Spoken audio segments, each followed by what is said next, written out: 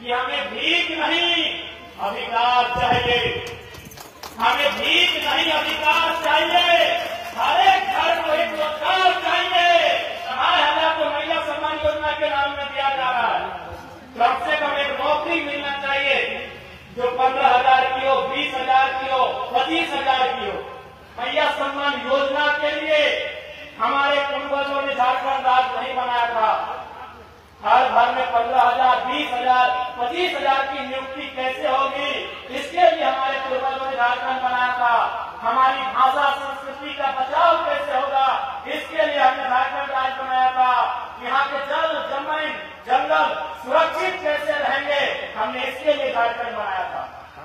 लेकिन राज्य सरकार से तो जरूर पूछेंगे कि 25 सालों में आपने कौन सी व्यवस्था बनाई, किस देश, किस राज्य के एक महानायक आंदोलनकारी गुरु जी का इलाज आप झारखंड में नहीं करा पा रहे? क्या आवश्यकता थी हमें शहादत देने की? अगर आप बिहार, उत्तर प्रदेश और बंगाल के लोगों का ही झारखंड में प्रमोशन करेंगे तो क्या आवश्यकता थी झारखंड बनाने की? कोई आवश्यकता नहीं थी। आज सबसे ज्यादा झारखंड के लोगों का दोहन कहीं हुआ है तो आपको भी मालूम है, वो थाना होता है, वो ब्लॉक होता है, वो अंचल होता है, वो कोई कंपनी होता है। वहाँ सब लोग बाहर के होते थे और आज भी अगर आप 64 में 40 केस दिएंगे, एक दो को छोड़कर बाकी सब लोग झारखंड का दोहन करने का काम करेंगे। अंग्रेजों की पुलिस थी और आज जो हमारे राज्य के लोग नहीं है वो ज्यादातर यहाँ आकर बड़े बड़े पदों में अपनी सेवा दे रहे हैं। इसलिए आज भी उनकी सोच नहीं बदली है।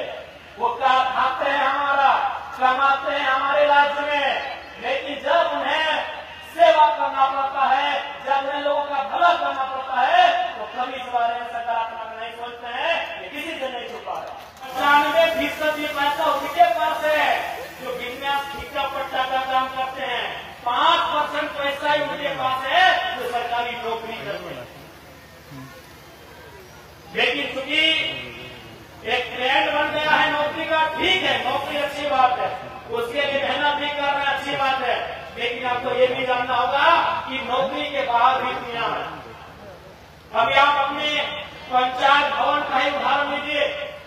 इस बगल में आपका पंचायत भवन होगा, वहाँ एक बार पेंटिंग का काम आएगा, वहाँ एक बार फर्नीचर का काम आएगा, वहाँ एक बार पाइपलाइन का काम आएगा, और सारा काम कोई एजेंसी लेती है, एजेंसी टेंडर लेती है।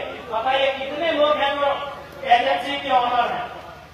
हमारे नौजवान एसएससी को समझते हैं, हमारे नौजवान जेपीएससी को समझते हैं, हमारे नौजवान सीजीएल को समझते हैं, हमारे नौजवान झारखंड पुलिस की बहाली को समझते हैं।